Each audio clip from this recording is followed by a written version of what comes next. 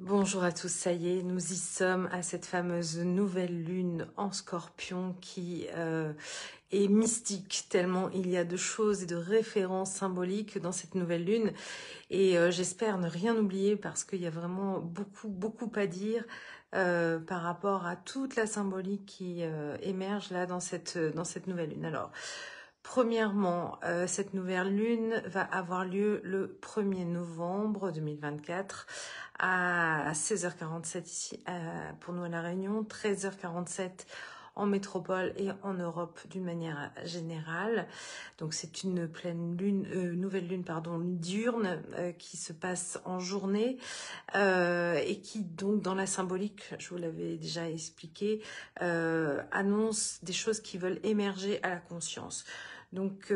cette nouvelle lune est dans l'idée de nous faire émerger des choses et en effet c'est ce qui je pense va avoir lieu. Et cette nouvelle lune donc, cette conjonction donc lune et soleil se passe au 9e degré du Scorpion. Dans un contexte vraiment très spécifique puisque nous serons le 1er novembre. 1er novembre qui pour le côté Wicca est en lien avec Samhain et tout le contexte de mort et de renaissance que l'on peut connaître, la Toussaint pour la religion catholique, qui elle est plutôt là pour remettre en présence à la fois l'ensemble des saints, mais le lendemain, le 2 novembre, c'est le jour des morts. Donc vous voyez qu'on a une nouvelle lune quand même qui flirte avec ce côté mort et renaissance qui est l'essence même du Scorpion. Le Scorpion, c'est son principe en fait, c'est son principe de fonctionnement, c'est le côté mort pour mieux renaître derrière, donc fin de cycle pour annoncer une renaissance ultérieure. Donc on est vraiment dans cet esprit-là, ne serait-ce que par la date, évidemment par le signe et par la symbolique. Une nouvelle lune, donc c'est une lune noire que l'on ne voit pas parce que elle ne reflète pas à ce moment-là la lumière du soleil. Et donc elle est dans son principe justement ténébreux, ombragé, d'aller chercher justement dans l'ombre ce qui doit émerger pour être remis à la lumière. Il faut aussi comprendre que cette nouvelle lune, qui a lieu donc en Scorpion, est la réponse à la conjonction Jupiter-Uranus que nous avons eue au mois d'avril dernier et qui était dans le signe du Taureau, donc le signe opposé au Scorpion.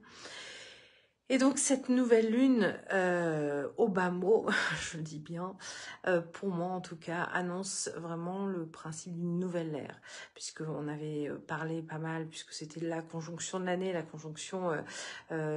Jupiter-Uranus en Taureau, de ce côté implosion qui pouvait émerger de cela. L'implosion étant faite, à mon sens, pas forcément de manière visuelle, mais dans toutes les fondations de notre structure globale. Il est désormais temps de montrer visuellement dans nos faits, dans ce que l'on vivra, dans ce que l'on va pouvoir rencontrer dans nos vies individuelles et collectives, ce temps justement de plonger dans l'ombre pour aller renaître de tout ce qui doit l'être en fait, de renaître de nos cendres à l'issue bien sûr, mais nous devons d'abord passer par le Thanatos avant de renaître par l'Éros en fait, puisque c'est la proposition du Scorpion. Il faut aussi savoir que les luminaires, donc Soleil, Lune, sont au 9e degré donc, du Scorpion, mais sont dans ce qu'on appelle la voie combuste, c'est-à-dire un endroit où les luminaires, Soleil et Lune, ne sont pas confortables. Ils sont en fait dans l'endroit où tous les deux sont ou en chute ou en exil, et donc dans un endroit qui ne les accueille pas de manière favorable. Et nous sommes également en astrologie lunaire dans la demeure 18, qui est vraiment la demeure symbolisant des événements à la fois inattendus, alors le mot va pas être bien choisi, mais des catastrophes sous un certain aspect de rapidité, en tout cas de quelque chose qui peut émerger vite et sans qu'on en prenne forcément la mesure. C'est vraiment la demeure par excellence qui annonce à la fois des imprévus, mais surtout avec des notions de difficulté. Donc nous sommes là-dedans, à la fois tant par la voie combuste, c'est également cette demeure appelée le cœur du Scorpion, et c'est aussi donc l'endroit où nous sommes en pleine, comment dire, en pleine cible de tout ce qui nous attend et de tout ce qui peut se mettre en œuvre pour que tout explose. En fait, soyons clairs dans l'idée. Il y a ce schéma explosif qui est dans la structure actuelle de l'ensemble du thème là de cette pleine lune. La première est évidemment cette opposition Mars-Pluton. Mars est en chute en Cancer et il est au 29e degré donc du Cancer, tout près d'ailleurs d'être dans le signe qui lui par contre l'accueille avec joie, qui est le Lion et qui va l'exalter au contraire, donc il va amplifier ce côté guerrier, ce côté énergie que peut avoir Mars. Et cette opposition Mars-Pluton qui sont en fait quelque part de la même origine, puisqu'on dit que Pluton est l'octave supérieure de Mars. Pluton, lui, est dans les tout derniers degrés du Capricorne, comme vous le savez, puisqu'il va définitivement passer en Verseau pour plus d'une vingtaine d'années à partir du 19 novembre, donc dans très peu de temps. Ce sera après la prochaine pleine lune. Donc nous sommes dans un moment qui est extrêmement proche d'une explosion qui parle avant tout d'une explosion probablement matérielle et communicative. C'est-à-dire qu'on a aussi une opposition qui est à 25 degrés à 25 degrés pour Uranus et à 20 et quelques degrés pour Mercure. Tous les deux pareil dans une opposition et on est donc là aussi sur une version augmentée de Mercure avec sa version supérieure qui est Uranus qui se retrouvent également en tension dans le cadre de cette nouvelle lune. Donc toutes les planètes comme Pluton, comme Uranus, comme Neptune d'ailleurs, se trouvent toutes dans les derniers degrés de chaque signe, toutes prêtes à passer quelque part à une nouvelle étape, et en même temps mettant en tension des tensions du coup dans notre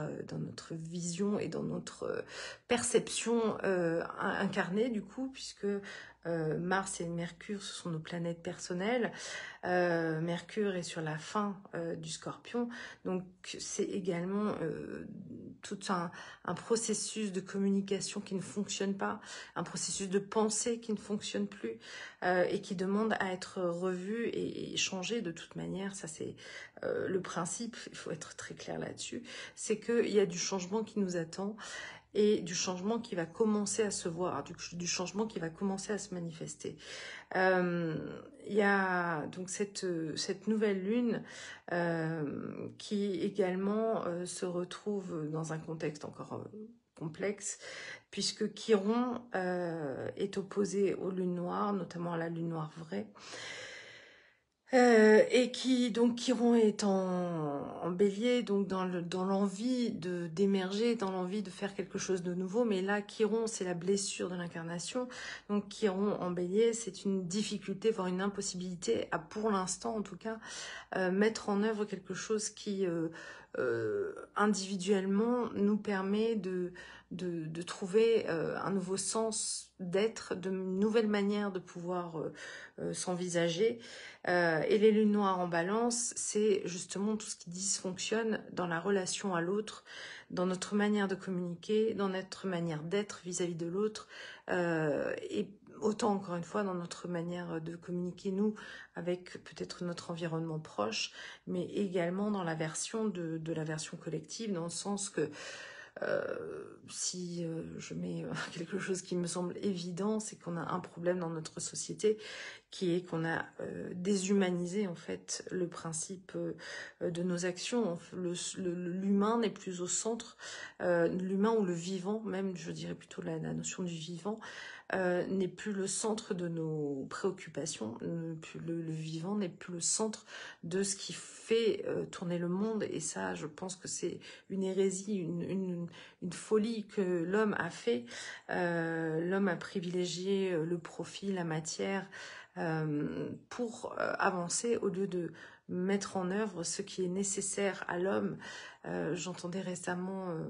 pour faire un petit aparté là-dessus, que l'on produisait ce qui se vendait au lieu de produire ce qui était nécessaire à l'homme. Donc je pense que on a perdu complètement le sens de nos valeurs, on a perdu vraiment le sens de ce qui nous fait vivre et de ce qui doit être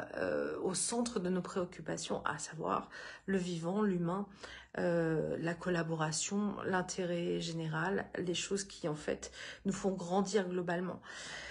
Donc, dans ce contexte-là, Pluton et Mars, avec en fait comme sommet, ce qui s'appelle un apex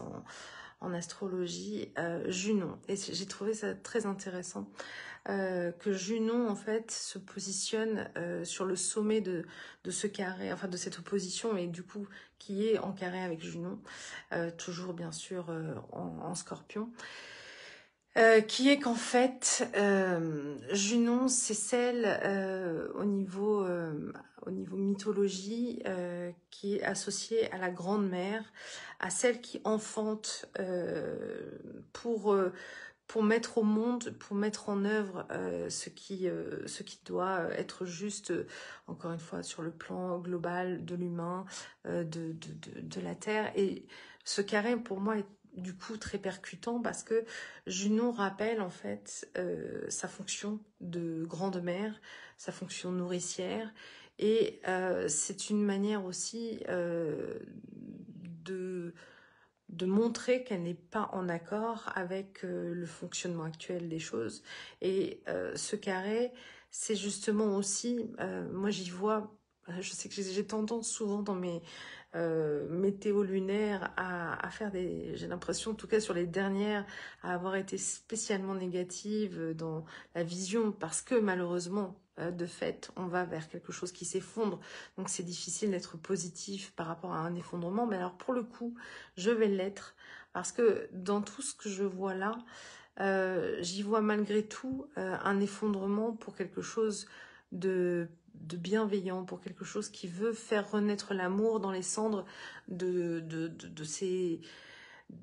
ce marasme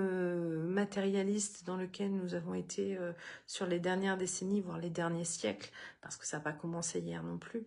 On a donc Junon qui pour moi rappelle Hathor en fait dans la mythologie égyptienne, et Hathor, d'ailleurs je vous en parlerai pour ceux qui vont suivre le live, puisque nous allons faire quelque chose en lien avec Hathor sur le live ABC Talk qui a lieu mardi prochain. Hathor, c'est vraiment la déesse mère, c'est celle qui vient nourrir à la fois les humains, le ciel, la terre, ce qui a besoin en fait d'être nourri. Et du coup, Junon, qui est pour moi la même équivalence dans l'astrologie, dans la mythologie hellénistique, elle nous parle de ça, elle nous parle de venir nourrir quelque chose qui est bienveillant, qui est fertile, en bonne comment dire, alors en bonne énergie, mais surtout avec une portée universelle qui soit fédératrice, qui soit productrice de quelque chose de bénéfique en tout cas. Et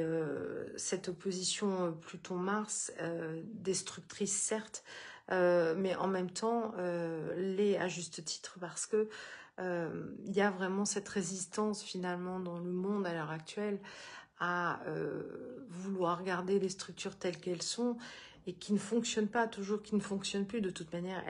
C'est les derniers, encore une fois, c'est les derniers bastions qui doivent être mis à plat, mais dans très peu de temps, on va voir l'effondrement se mettre en œuvre. Et ce qui est intéressant dans cette nouvelle lune,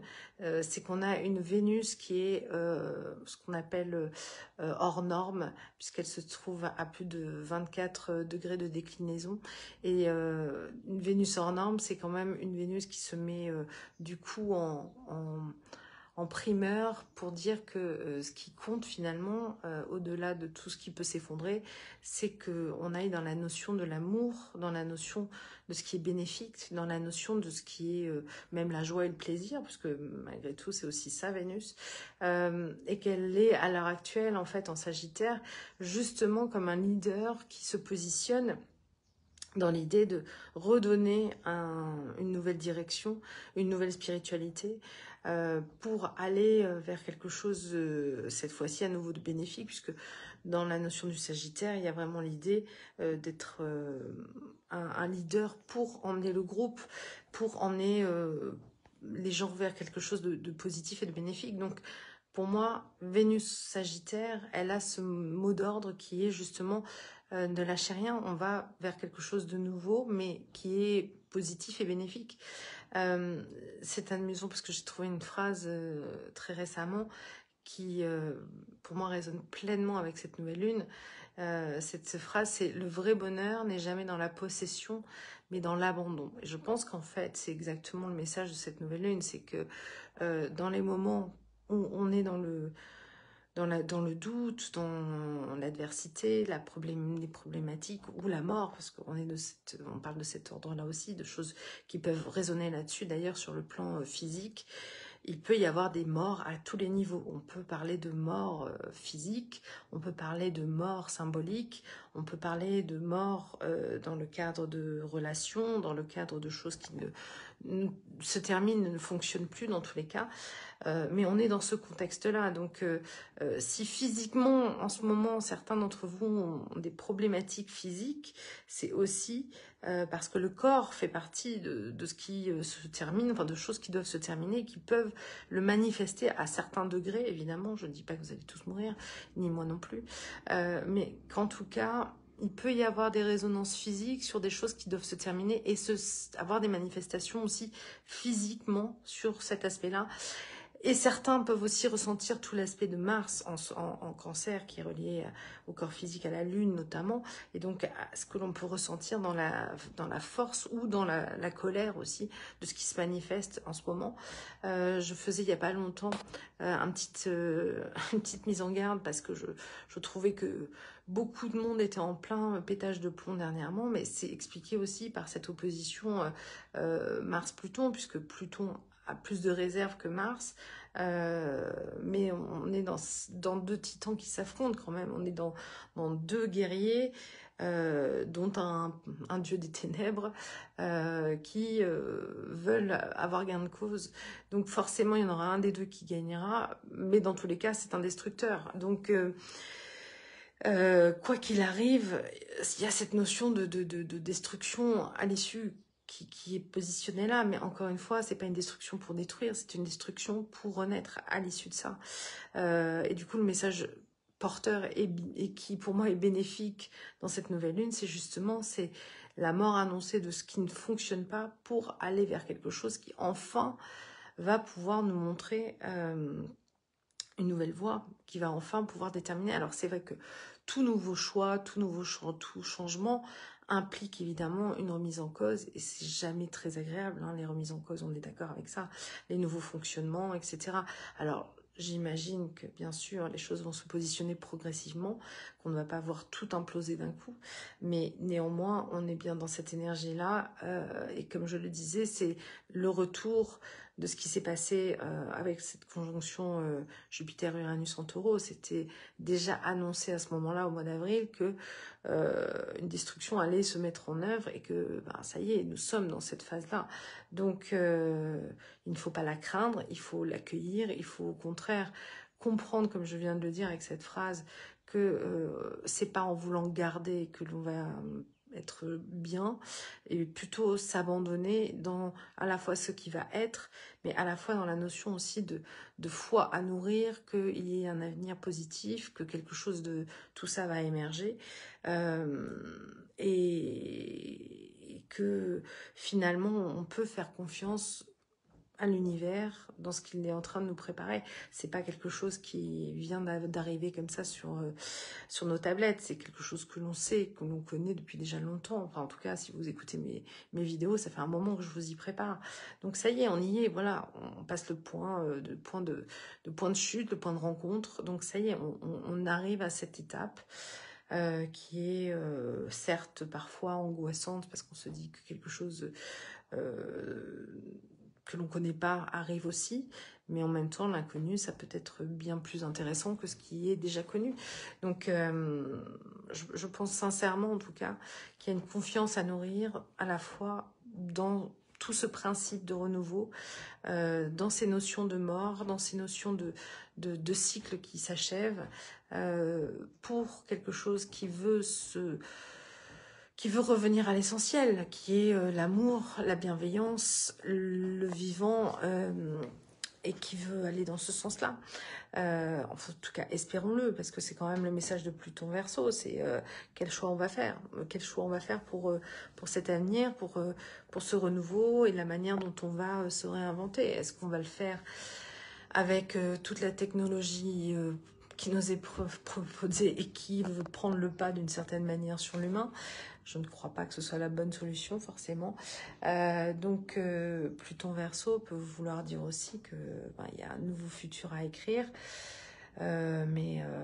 nous sommes tous responsables de ce nouveau futur aussi. Donc, à nous de réfléchir à ce que l'on a envie de planter comme graine par rapport à ce que on a envie de voir pour nous, pour nos enfants ou nos petits-enfants, selon votre âge. Mais en tout cas, pour ce futur qui se dessine et qui se dessine à partir de maintenant. Une dernière chose par rapport à cette nouvelle lune qui est quand même assez intéressante aussi, c'est que dans la mythologie égyptienne, il faut savoir que nous sommes dans une constellation qui est la Voie lactée, enfin pas la constellation, pardon, la galaxie qui est la Voie lactée, et que dans la Voie lactée, notre Soleil évolue dans un endroit assez particulier de cette Voie lactée qui s'appelle le bras d'Orion. Et c'est pour ça que Orion est très important en fait dans la mythologie égyptienne, parce qu'il est représenté par Osiris, et la constellation d'Orion et Sirius, dont je parle souvent, du coup sont en lien avec toute cette mythologie d'Orion, du chasseur. Et il faut savoir que dans la mythologie d'Orion, justement, Orion est un chasseur donc, qui a été tué par le scorpion. Et donc, il y a cette notion que Orion, d'ailleurs, est devenu constellation suite à son décès piqué par cette petite bête qui était si petite par rapport à lui. Mais qu'en même temps, cette vénimothérapie reste une thérapie. Alors c'est sûr, c'est une vénimothérapie, ça fait mal, c'est pas agréable, c'est jamais très très plaisant de se faire piquer, mais il y a tout un contexte ultérieur qui peut être tellement bénéfique pour nous tous, ou même si nous on sera plus là pour la suite, que j'espère en tout cas que nous individuellement déjà nous aurons envie d'implémenter quelque chose de bénéfique pour la suite des choses, en tirant les leçons de tout ce qu'on a pu vivre jusqu'à aujourd'hui, ce qui sera sûrement pas simple, mais en tout cas voilà, on est dans cette idée de moment où on nous repropose un démarrage, et je pense que c'est important d'en être vraiment conscient. Je vous souhaite à tous plein de belles choses pour cette nouvelle lune, et de bien vivre cette transition. À bientôt.